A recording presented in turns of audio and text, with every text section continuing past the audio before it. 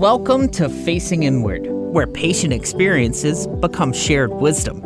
This podcast is a space for candid conversations with patients, caregivers, and healthcare professionals who believe that every story holds the power to heal, educate, and inspire change.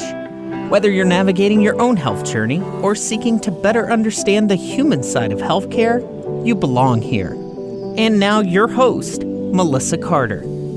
Welcome to the initial episode of Facing Inward podcast. My name is Melissa Carter. I'm laughing because I do this from home and I have 3 cats, one of which knows every time I turn that microphone on that he's going to make noises and play with things. So if you hear noises in the background, that's why. The reason for this podcast we're going to talk about, and the way it's going to be structured is it's mainly to give voice to those who probably don't get to tell their stories very often, and that's medical patients, mainly from the patient's point of view. I am a kidney transplant recipient, 23 years as of this recording, and there's a lot of things that go on in my life that people have to adapt to who get to know me and are close to me. I think for a lot of people, they hear medical diagnosis, but they don't understand that to live with a chronic or terminal illness means that diagnosis, that condition is something that you have to incorporate most of your mind to, right? And decisions you make have a lot to do with your condition and what you're capable of doing or not doing. But then at the same time, you don't want to be defined by your medical condition. So it's an interesting blend of a life that, again, only people who are close to those with such conditions probably are privy to. And that's what this podcast is about. I'll give you an example. A few years ago, as of this recording, I did get COVID, probably a couple years after the pandemic began. Doctors were on me and watching me, and I had already had the vaccine, so that's why I had exposed myself to the world and then ended up getting it. And I will say at the time, it was painful in my throat. I had a little bit of a cold, a little bit of indigestion, but the main symptom I had was my throat, and it was just... my tonsils were just wrecked from COVID, and I had never had tonsil issues in any part of my life. I did with COVID. Well, then once I got over COVID, I noticed that my tonsils were still not 100% back, and doctors had told me, well, it has a viral load and it just has to work itself out. That was in 2022. Well, since then, I have not only had COVID, I've had a double ear infection and strep throat. And those are childhood conditions. And that usually is what happens with people with a transplant, because when you have a transplant, you take immunosuppressants so that your body doesn't reject the transplant. Well, in other words, so here I am getting these kid conditions, which is kind of normal when you're immunosuppressed, because in the past I've had thrush as an adult, and I had a double ear infection again as an adult many years ago. Point being, though, I am still dealing with that condition. Just recently got over strep, and we're still trying to figure out what's going on with my throat. Now, initially, we thought maybe it was an ear issue because of the double ear infection, because I've had swelling since then. But then now with the strep, it's like, wait a second, if we go back far enough, maybe this is a tonsil condition. Now, that story may sound boring to you, but for me, it has been a consistent issue for a number of years. And as someone who works in media and someone who uses my voice every day, throat issues have a significant impact on my life. And so that's kind of where we're going with this, is I just want to give insight to those who, if someone has cancer, which we're going to talk with someone here in a few weeks that is a breast cancer survivor. Well, you hear the diagnosis, you may have been exposed a little bit to cancer, but what is the day in, day out? What is it like to be in chemotherapy? What's it like to deal with the issues and to work while you're going through all these things, if you're able to work and do these things? Those are the questions that we will address here on Facing Inward. So let me say this. If you were someone who has a chronic or terminal illness and would like to come on the show and talk about these things, then you can. You go to facinginwardpodcast@gmail.com and shoot me an email and let me know you want to be on the podcast. If you're a caregiver, someone who is a professional caregiver or someone who's been designated that in your own family and want to talk about what that is like, facinginwardpodcast@gmail.com. So what I thought I would do for this episode is basically interview myself. ask me the questions I would ask guests, because each week on Facing Inward, we are going to talk with a guest, and that's the majority of the podcast, about different things when it comes to the medical community. My first question to myself would be, why did I decide to create Facing Inward? The reason for that is twofold. In May of this year, I published a book called Facing Inward, which describes my transplant journey, as well as another illness that I grew up with and my personal life. It comes to my relationships and my radio career and having my son, and it leads up to me getting COVID. So in the process of publishing a book, which I created my own publishing house called Whanging Dude Publishing. Whanging Dude was the nickname my father gave me because I would whang on my ukulele all the time as a child. And I've created that. And in the process of publishing a book yourself, you are responsible for getting your own reviews and sending it out to people so maybe they will read it and give you feedback, and that way you can include it in the book. The feedback I got from people, especially other patients, it was refreshing for them to hear some of the stories in the book because, again, to be diagnosed with something medical can be and is a lot of times a lonely experience because it's really just you kind of going through it. I mean, your medical team is there to help you through the process, but a lot of the people on that medical team don't have the same diagnosis as you. So they only know what they've been taught about it, not exactly the experience of going through it. Again, it can be very lonely. And when I got that feedback from other people, I realized that stories need to be told. That is why I created Facing Inward, this podcast, so that people can have a voice and share their experience as a medical patient or a caregiver. So what do I hope that this podcast will give listeners? I hope it gives you empathy. I hope it gives you patience with patients.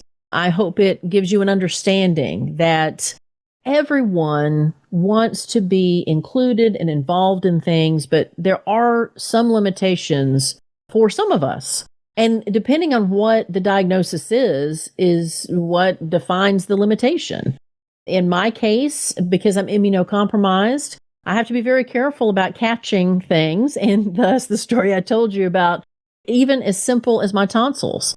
Because I'm immunosuppressed is the reason that I have to deal with something for an extended period of time. It's not as easy for me to catch something and be over it in 3 days, or catch something, take some antibiotics and be done with it. For me, a lot of times if I catch something serious, it lingers and lingers and lingers. In the case of what I mentioned now, it's like it could be I got COVID and here 3 years later, I'm still dealing with the after effects of that. What does the phrase facing inward mean to me? Why this title? I struggled with the title of the book back when I wrote it because titles are very important. I mean, that's usually what attracts people to a story, and it needs to reflect that story somehow, but it also can't be a title that's been overused or confused with another book. Facing Inward, I found that after I wrote the book, the self-reflection was probably more fatiguing than I expected it to be. Bringing up old stories, bringing up old experiences when it comes to my health, for me, because I've been in hospital since I was 7 years old, it sometimes can be tiring. There are times where you can feel resentful of the fact that why can't I be like other people? Why can't I, especially as a kid, why can't I do some of the things these other kids are able to do? And for me, it wasn't so obvious on why. I'm not physically, when it comes to my muscles and my movement, I'm not restricted in that. But the conditions I had growing up caused me to not be able to have the energy to do those movements and do those things. And so it was just a self-reflection. And I thought, you know what, this whole book, instead of it just being about facing outward so that people can see, I think with my career being a media personality, it's always been facing outward, that I was really facing inward for the first time and taking a deep dive on how all this has affected me and just really seeing it all in one big picture, writing the book instead of it just kind of living life and you thinking about it every so often. So facing inward means to me taking that time to look inside yourself, because how you handle the world really does come from inside. And it may sound cliche, but it's the truth. You've got to face inward in order to handle what is happening outward. So my next question to myself would be, can you tell us about your own experience as a patient? Like I said, I'm a kidney transplant recipient of 23 years. When I was a patient, I was diagnosed at 27 with kidney disease. It was pretty immediate that it was end-stage renal failure, which caught me completely off guard because at 27, I had no idea what the kidney did. I've heard of it. The boxing term kidney punch, I'd heard of. I had no idea what the kidneys did. It was a punch in the gut. It was a punch in my kidneys to be diagnosed. And there was an intense fear and an intense desperation for this to not be happening. I was raised in a Christian household, so the phrase that kept popping up is, let this cup pass from me. I don't want to do this. I don't want to have to go through this. Then you realize, yes, I mean, you don't really have a choice, and you just do the best you can. I would not have been able to be successful in my recovery without the medical team. And I was at Piedmont Hospital in Atlanta. And at the time, the surgeons, my nephrologists, the nurses, the technicians, the janitors, everybody that had something to do with my experience, I mean, they were lifesavers, every single one of them. And so my experience as a patient was a positive one. I also recognized that I had a good job at the time. I was on morning radio. I was on billboards in Atlanta. My career was blossoming, and I had good insurance. And I know that that had a huge part in it. Being in a good hospital, being able to have my surgery, being able to do those things. In hindsight, I realize how important that insurance was, where at the time I was just going through the motions. I'm 30-something years old. Insurance is a huge problem, I think, in our country for the reason of it allows those who are fortunate financially to be able to receive the best care. And I think my concern in hindsight of all that experience is I want everyone to have the same care I did, and they don't. And I don't think that that's fair. And even at the time, I had a little bit of survivor's guilt knowing that I was in the right place at the right time. And I'm very grateful for that. But I was also aware that not everybody gets that opportunity. Was there ever a time you felt unseen or misunderstood by the healthcare system?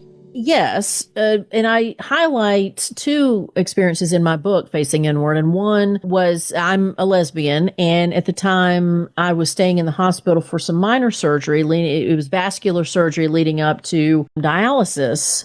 I had to lie and say that my girlfriend was my sister because they did not allow anyone but family members to be in the room with you. I lived in Atlanta. My family lived in Nashville. And my girlfriend was a huge part of my recovery experience again, because she was a great caretaker. You know, here I am struggling with everything that's going on in my mind and in my heart and in my body. And then I had to deal with the fact that because I dated women, the hospital was not fair in allowing me to have someone that's my girlfriend come in. They may have kicked boyfriends out too if I had been straight, but I don't know. That was something I felt was a waste of energy when energy was lacking in my life. And the second was going back to the insurance conversation. I was with an insurance company that decided that their relationship with Piedmont was going to be dissolved. And to understand with a transplant surgery, you have to be vetted physically to make sure that you can get through the surgery. Your donor, if you have a living donor, which I did, has to be vetted to make sure that they qualify for the surgery. And this is months process. And it's timed. You know, the hospitals are trying, and my donor was in Oregon. So there's a coordination between our hospitals and doctors. And they're trying to get you to the transplant table, you know, the operation as fast as they can, but they have to make sure this is going to work or they're not going to do it. And then, of course, you have to make sure that you can pay for the medical attention that you're getting. It was a months-long process. And then when my insurance company and the hospital decided they couldn't get along, my surgery was canceled. If I could explain just how, it's almost like when you're working on something that has to be perfect for it to work. Whether you're cooking something, whether you're doing an art project, I mean, I'm sure most people have been a part of something that has to go perfectly. And if one little thing goes wrong, it just wrecks the whole thing and it wrecks your emotions. And so that was what happened. It's like, because you can't even get sick and have the surgery. So I was even making sure that I was not exposing myself to maybe where I could get the flu or a cold, or they cancel surgery if you get a fever. We were doing all that effort for that to take place. I was on morning radio and I went on air and told that story and said the light at the end of the tunnel was shut off because I had been struggling with my disease and had been on dialysis and had a donor and I had the surgery. And to take that away from me was heartbreaking. It was tragic to me. Then I got a phone call from the insurance company that evening to assure me, well, we're going to grandfather in the things that were already scheduled. And so they assured me that I would have my surgery and it was the insurance was going to cover it and everything was fine. As much as I appreciated that, I remember saying, well, is this a case also because I'm on the radio and I called you guys out? Or do you offer this service to everybody? And the insurance company at the time said, we assure you that we're doing this for other patients who were not in the public eye. I hope that was true. But those are the times where I felt, there's a lot of, and it always comes to money. You always follow the money if there's an issue, especially with companies. It's just when you are struggling with a health issue and you don't feel 100%, it's like I said earlier, it's you have an energy reserve. A patient should not have to go through the burden of some of these political issues when they're just trying to get well. So my final question to myself, which I can tell you I don't think I've ever interviewed myself, it's when you face inward, what do you find? I find a scared little girl who's just trying to navigate her way through life. I was a kid who was painfully shy in the beginning, believe it or not. I was part of a dynamic where I felt a little lost. I was the oops baby. So it was hard to navigate my place within my family and understanding what purpose I served. And so I think there was anxiety there of kind of having to handle certain things on my own and kind of growing up kind of fast through facing inward and going through some of the things that I've gone through and that anxiety that I talk about. I mean, I think that plays a part. You have to understand yourself enough to know how much you're contributing to your demise. Understanding that there's a part of me that has a rebellious Southern fight in me. If somebody says that, oh, well, you're not going to be able to do this, then I find a way to do it. But there's also that anxious little kid in me that's thinking, oh gosh, I need someone to come and save me from this. I don't think I find anything different than anybody else has in their heart and in their mind, which is, I'm not sure what I'm doing here, but I'm going to do the best I can. But I think it's important to know that. I give myself a lot more grace than I used to. I try to be a little more forgiving of myself and some of the actions I've taken than I used to, compared to the people that I've associated with throughout my life, which has been really healthy people. I think that I've endured, experienced a lot more than some of the people I've known have when it comes to physical trauma or physical ailments.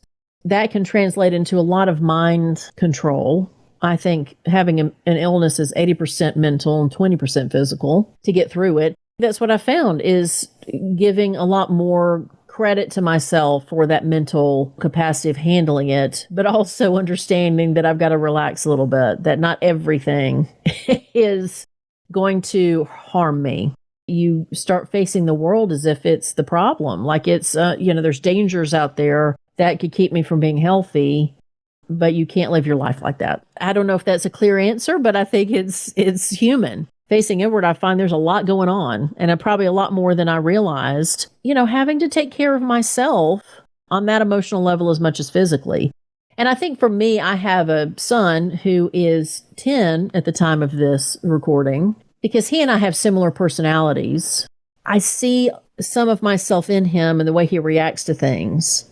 And I think that helps me start taking care of myself like I'm the little girl. I think parenting, if you have the opportunity to do it, I don't think everybody should be a parent. Not everybody has to be a parent. You don't have to enjoy the idea of that. But for me, it's allowed me to see myself as that kid that I started out as. And if I heal her a little bit, then maybe as the adult, life can get a little better. Having an illness does not mean that life is over, even if it's terminal. Even if it's terminal and you're still here, life is not over. But there's a lot more effort you have to put into that joy in life when you know for sure that your life is limited. And that's what I want to talk about on the show. I want to make illness not so uncomfortable, because diversity should include those with medical conditions. And I think that's the biggest purpose of this podcast.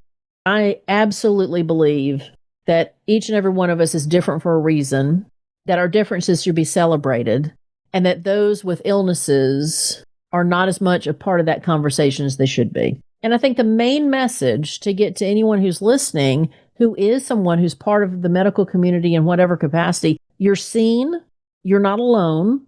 It's hard, whether you're the patient or the caretaker, but it's worth it because you are dealing with life itself and you are addressing issues when it comes to life itself. And I don't think there's anything more important in this world. Thanks again, and we'll talk next week. Facing Inward is an extension of my book, Facing Inward, available anywhere books are sold. This podcast is a production of Wanging Dude Publishing, all rights reserved. Thanks for listening.